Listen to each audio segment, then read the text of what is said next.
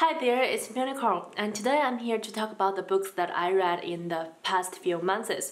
I didn't do wrap-ups for the past 2.5 or 3 months because I didn't read as much as I usually do, and the books that I read are not in my usual genre, but I still want to talk about them today because they are some interesting books. But before I start, I want to shout out to a book blog called Read Yourself Happy, hosted by Penny, and she's running a series on her blog where she picks up one country each month and talks about books from that country. And as you can guess, in November, she's talking about Chinese literature. And she invited me to be a guest on her blog.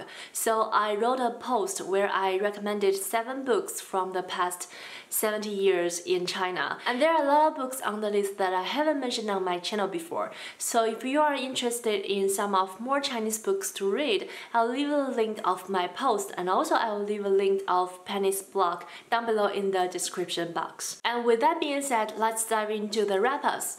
I have 9 books that I want to talk about today, and the first 2 are written by the amazing Jane Campbell. These are her humor books called Weird Things Customers Say in Bookshops, and also More Weird Things Customers Say in Bookshops. These are 2 amazing books. They are so cute, they are so readable, they are so relaxing, and you can find so many things that you cannot imagine that customers will say in bookshops. And what I love about it is because it's not only a very funny and interesting book, but you also learned a lot from the conversation of what the life looks like of a second-hand shop bookseller, from how they find books for customers to how they order rare books for customers, and also from how they open the store to how they operate the store in daily life. And I can tell that Jane was a very professional bookseller when she's working at the secondhand bookstore.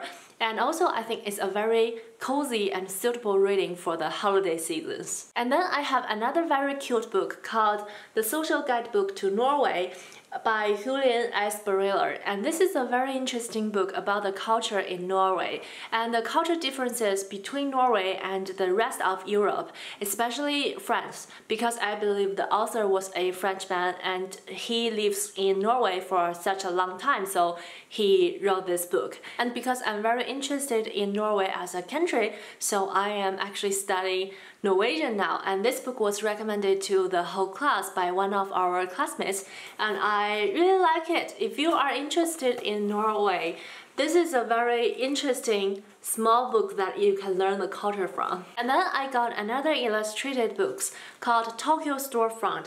This is an art book collection of Matesu Urban Norwitz, and he is a foreigner who lives in Tokyo, and this is a collection of his artwork of the unique storefronts in Tokyo. And as you can see, the arts are fabulous, and I like how it explains the buildings one by one and talks about the architecture, the history, and also the unique functions of some of the parts of the building. And also because some of the buildings in this book got changed over time, but the author illustrated the older version because it can tell more of the histories. I brought this book because of the art, but also I think I learned a lot about the architecture from this book as well, so I really enjoyed this one. And then I have 2 books from Japan. I actually have 4 more books from Japan, but I want to talk about these 2 first. The first one is called 女性贫困 in Chinese. I read it in Chinese, and it translates to English as The Poverty of Woman, and it was written by the NHK TV station. It's a TV station from Japan, and I will leave the Japanese name on the screen. This book talks about the living situation of women in Japan. I think a lot of people know that Japan has a very high ratio of housewives. A lot of women, they quit their jobs after they got married, and the whole family relies solely on the husband's income. So this caused a lot of problems. For example, even if women don't plan to quit their jobs in long term, they don't have job opportunities as good as men. Their wages are lower and they have fewer benefits. And furthermore, if there's something happened to the income resource in the family, it's very hard for women to go back to the job market and provide for themselves and also their family. This book interviews a lot of women from very low wages group and also a lot of young women who's also suffering from their family's poverty.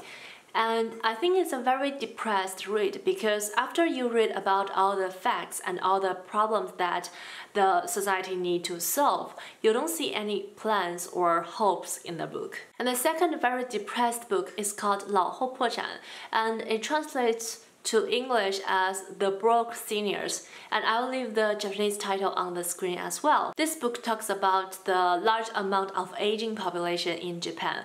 Some of the seniors, they have savings, they have houses, and they have pensions, but even that, they cannot afford their monthly expenses, not to mention the ones who don't have that. As the previous book, this book also interviewed a lot of people, a lot of seniors in Japan, and indicated that it is very difficult or even shameful for seniors to apply for the help from the government. And I also like how it discussed the information asymmetry between seniors and the governments. Often seniors, they don't know that they can apply for more benefits from the government, and the government, they don't know which kind of help is the best for the seniors. And this book is again very depressing, and we don't see any suggestions or solutions from the book because I think it's very difficult to solve the problems as a country, not to mention as a small book.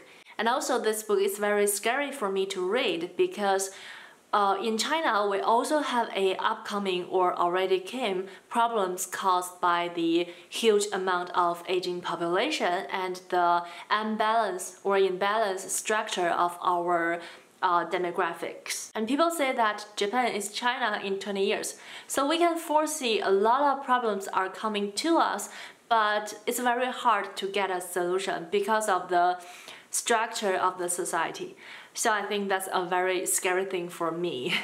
And if you want to know more about the aging population in Japan, I'll leave a link to a review that Nicole from her channel Nicole is Here to Learn did for a dystopian book called The Last Child of Tokyo. And I believe that book was based on the large amount of aging population in Japan, and Nicole did a very thoughtful review for that and I really enjoy it. I'll leave the link down below, and I also think you all need to subscribe to Nicole's channel because she's an amazing booktuber. And then I want to talk about two illustrated books from a Japanese artist called Nako Takaki. One is called 节日万岁. I couldn't find the right English name for this one, and Google told me it translated to festival every day. And this book is about her experiences of the traditional or newer festivals in Japan, and it's a very relaxing and cute read. And the other one is called 两个人的头两年, and this is the Japanese version, and I read the Chinese version, and it translates to the first 2 years of a couple, but I believe this Japanese title translates to got married at the age of 40. From the title, you can see that the artist got married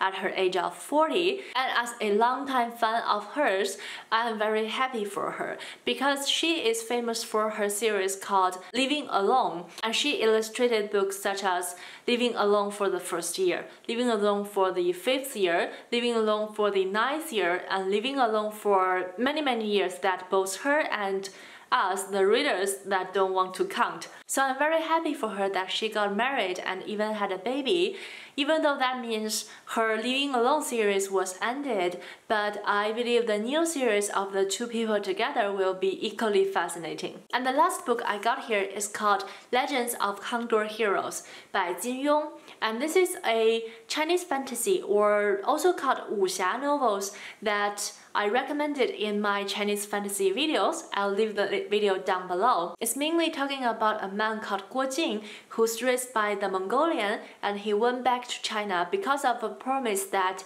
his master Shifu's kept. And basically, it's a story about how Guo Jing became a hero as well as other people around him. And I cannot express how much I loved this book. And this book is very rich in historical background.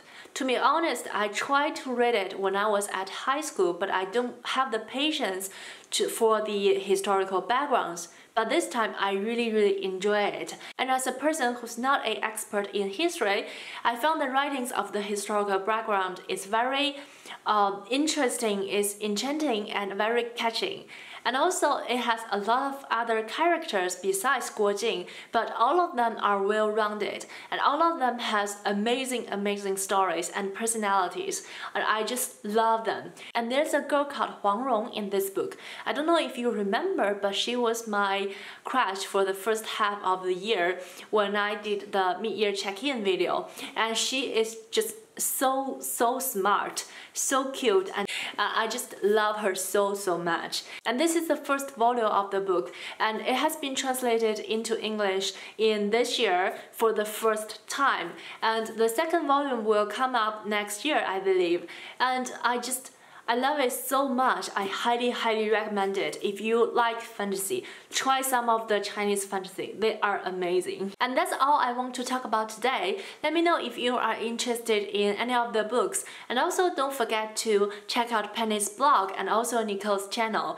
And yeah, that's it for today. Thanks for watching. I hope you have a lovely day. Happy reading. See you next time. Bye.